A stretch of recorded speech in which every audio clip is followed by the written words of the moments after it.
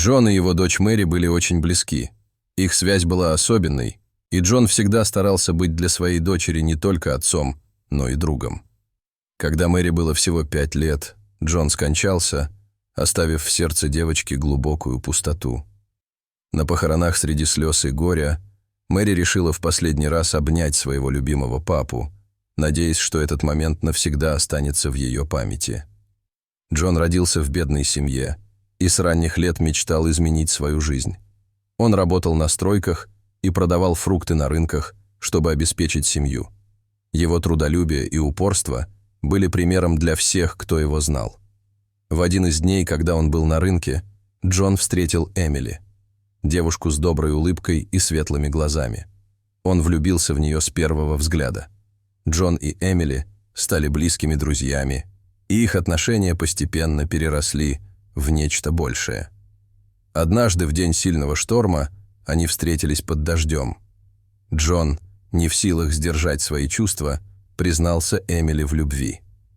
Этот момент стал поворотным в их жизни, и вскоре они начали совместный бизнес по продаже фруктов. Их любовь привлекала покупателей, и бизнес стремительно процветал. Через несколько месяцев Джон и Эмили поженились, и казалось, что их счастье не знает границ.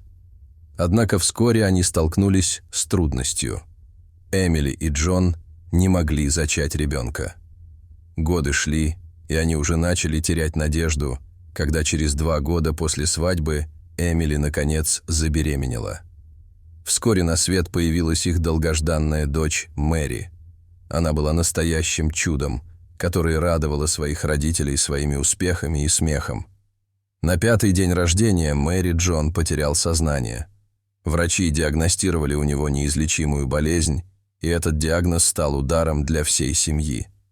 Джон и Эмили решили скрыть болезнь от Мэри, чтобы не причинять ей лишней боли. Однако вскоре Мэри узнала правду и часто навещала отца в больнице, стараясь поддержать его в трудные времена. В последний день Джон собрал все свои силы и признался Мэри, что умирает. Он хотел, чтобы она знала, как сильно он ее любит и как гордится ею. Мэри и Эмили проводили много времени с Джоном, стараясь сделать его последние дни как можно более комфортными и полными любви. Джон мирно скончался во сне, оставив после себя только воспоминания и любовь. Эмили не смогла попрощаться с мужем должным образом, и горе переполнило ее сердце. На кладбище, когда они прощались с Джоном, прилетел голубь и сел на грудь Джона. Этот голубь стал символом любви Джона к Мэри. Девочка восприняла это как знак, что ее папа всегда будет с ней, даже после смерти.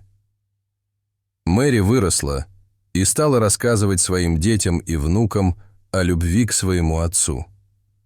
Голубь, который сидел на груди Джона, стал символом этой любви, напоминая всем о том, что настоящая связь между родителями и детьми никогда не исчезает, даже когда их физически нет рядом.